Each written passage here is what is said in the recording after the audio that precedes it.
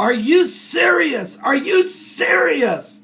What? This guy on Christmas Eve sets his house on fire, kills his sister, sets in the woods, and starts shooting the firemen, the first responders as they show up. High winds, ends up burning down 6 homes, leaving his sister dead, shooting 4 firemen, killing 2. What kind of demons are inside this guy? What is the motivation? Well, we may have an answer to the motivation. We might even have an answer to the demon spirits in him. But we know one thing. Something horrible is going on during the signs of the second coming of Christ. And let's go now. Here's a report by CNN to give us some understanding to what's going on there in Webster, New York. In Webster, New York. This is Mike Ciparini. He had just been named Firefighter of the Year. He was also a police lieutenant. The other firefighter who was killed, Tomas Kuchevka, joined the department a year ago. 2 firefighters who were hurt are in intensive care. They're in stable condition. Just moments ago, the Webster police chief revealed that the shooter, William Spangler, left a note. Yeah, I'll read this. Did locate a typewritten note from Spangler, which specified his intent. I can't release the note. It's evidentiary, but I will read to you one of the sentences out of the 2-page or 2 or 3-page typewritten note that really clearly goes to his intent, while the note does not go to motive. Quote, "I still have to get ready to see how much of the neighborhood I can burn down and do what I like doing best, killing people." Are you serious? End quote. The sister whom he lived with is still missing. The chief says they're back in that burned out house today to make sure there are no other victims. Folks, there is other victims. We're getting reports.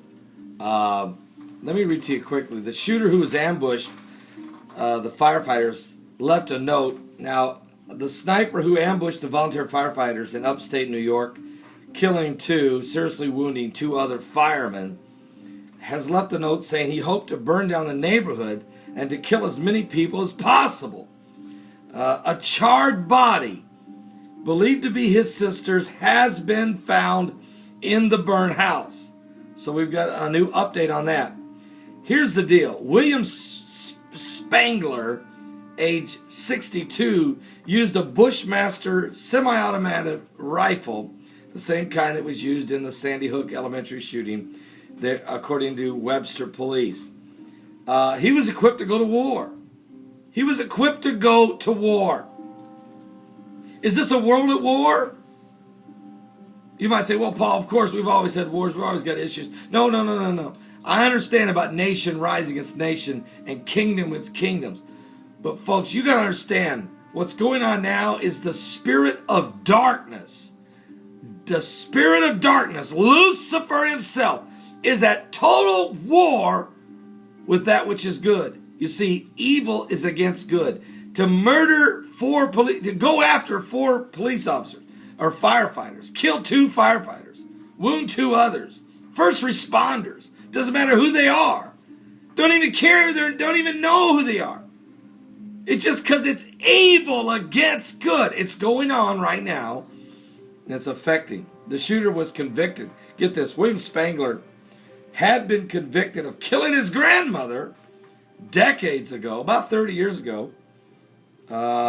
They did find his body from a gunshot wound inflicted into his head.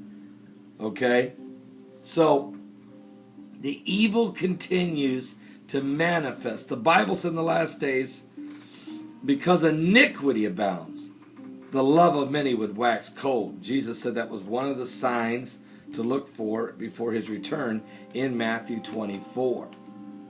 Men's hearts are on evil continually. Every imagination of their mind and in their heart is on evil. The first responders are being killed. And besides that, besides burning down his own house, killing his sister as her body was in the house, and shooting 4 firefighters as they arrive, killing 2 of them. There's a reason that he felt so angry. Who is he angry at? Is he angry at the world because he had to spend a couple decades in prison after killing his grandmother? Was he angry at his mom? She died not long ago, and in the will, she left a sizable donation to the fire department. I have a theory. The theory is that the man was deranged. He was demon-possessed. That I know. And Satan whispers in the mind and in the ear and can convince people to hate. I believe his mother must have left the inheritance to the sister and to the fire department, and not him. And in his rage, he killed the sister, burnt the house down, and shot the firemen as they arrived. He also picked a day of high winds so that the fire would rage across the neighborhood, burning 6 other homes. This was totally calculated. This was totally manipulated. And the spirit of the devil was working in this man. See, evil is real. And there's people who tell me, well, I don't think, Paul, that evil is really, you always want to say something's apocalyptic or something's always a biblical sign. Well, Jesus said these things would happen. He said there'd be 5 people living in a house, 2 against 3, 3 against 2. He said they would betray one another. These things would happen. Let me read to you what it said in Matthew chapter 24 when it relates to the end of the world. Jesus was sitting on the Mount of Olives. The disciples came unto him privately, saying, Tell us, when shall these things be, and what shall be the sign of thy coming and the end of the world? Jesus, the Mayan calendar? No! I told you that had nothing to do with it. Trust me. And did anybody ever find out if the Mayans or the Hopis or anybody else out there, any of the Wiccans, or did anybody get those 8 minutes of higher consciousness? Did they get close enough to the vortex? Or did it just go by like it always does? Because those are not prophecies of the Bible. Those are men-driven, demonic spirits convincing people to turn their back on the true and living God and worship spirits of unknown origins that are actually of the devil. Jesus said, Take heed that no man deceive you. For many shall come in my name, saying, I am Christ, and shall deceive many. And you shall hear of wars and rumors of wars. See that you be not troubled. For all these things must come to pass, but the end is not yet. For nation shall rise against nation, and kingdom against kingdom. And there shall be famines, and pestilence, and earthquakes in divers places. And all of these are the beginning of sorrows. Then shall they deliver you up to be afflicted, and shall kill you, and ye shall be hated of all nations for my name's sake. And then shall many be offended, and shall betray one another. And in this case, I think you have a man who killed his grandmother, got left out of the will, so he kills his sister, burns down the house, burns down the neighborhood, and shoots the firemen, the first responders. Pure evil, with a capital E, going on in these last days. Then shall many be offended, and shall betray one another, and shall hate one another. And many false prophets shall rise, and shall deceive many, and because iniquity shall abound, the love of many shall wax cold. But he that shall endure unto the end, the same shall be saved. And this gospel, what gospel? The gospel of Jesus Christ, the salvation of the Lord.